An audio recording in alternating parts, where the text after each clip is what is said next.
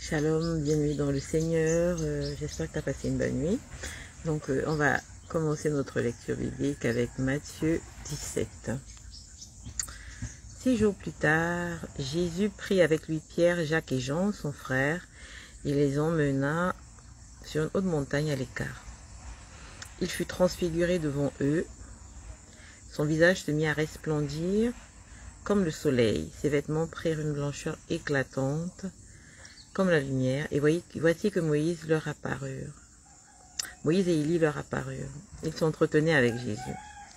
Pierre s'adressa à Jésus et lui dit, « Seigneur, il est bon que nous soyons ici.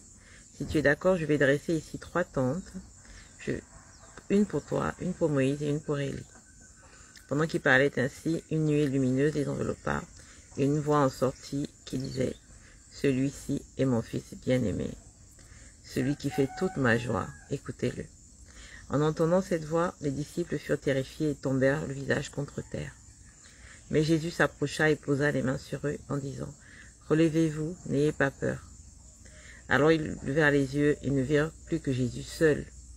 Pendant qu'ils descendaient de la montagne, Jésus leur donna cet ordre, « Ne racontez à personne ce que vous venez de voir avant que le Fils de l'homme ne soit ressuscité. » Les disciples lui demandèrent alors, « Pourquoi donc les spécialistes de la loi disent-ils qu'Élie devait venir d'abord ?»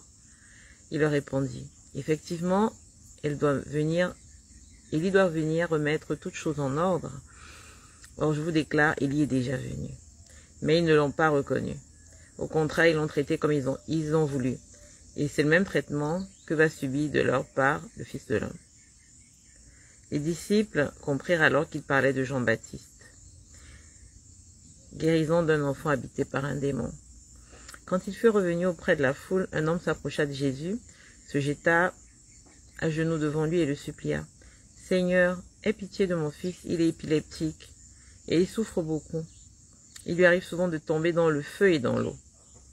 Je l'ai bien emmené à tes disciples, mais ils n'ont pas réussi à le guérir. » Jésus s'exclama alors, « Gens incrédules et infidèles à Dieu, jusqu'à quand devrais-je encore rester avec vous?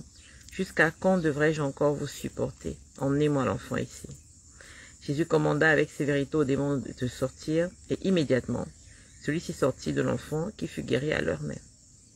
Alors les disciples prirent Jésus à part et le questionnèrent. « Pourquoi n'avons-nous pas réussi, nous, à chasser ce démon? » « Parce que vous n'avez que peu de foi, leur répondit-il.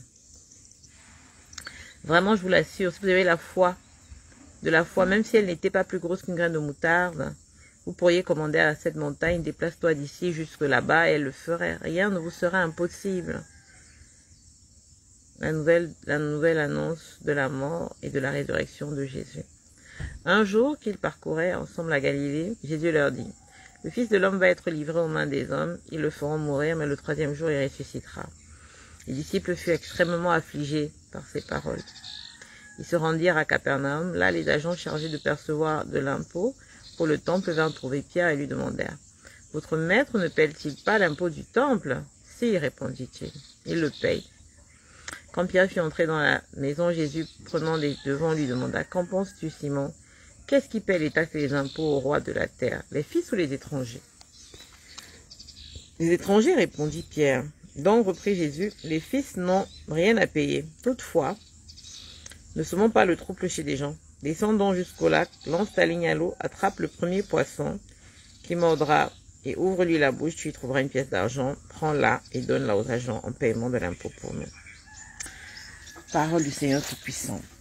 Ah, bien-aimé, je suis vraiment béni le Seigneur pour sa parole encore aujourd'hui, qui nous enseigne beaucoup de choses. Et j'espère que dans cette parole, toi, tu as capté quelque chose. En tout cas, moi, j'ai capté que Jésus savait toutes choses. Il était capable de savoir que si tu fais ça, il y aura dans la bouche de tel poisson, tu vas trouver les pièces. Et puis, il voulait être en règle, il ne voulait pas déranger, il acceptait de payer l'impôt.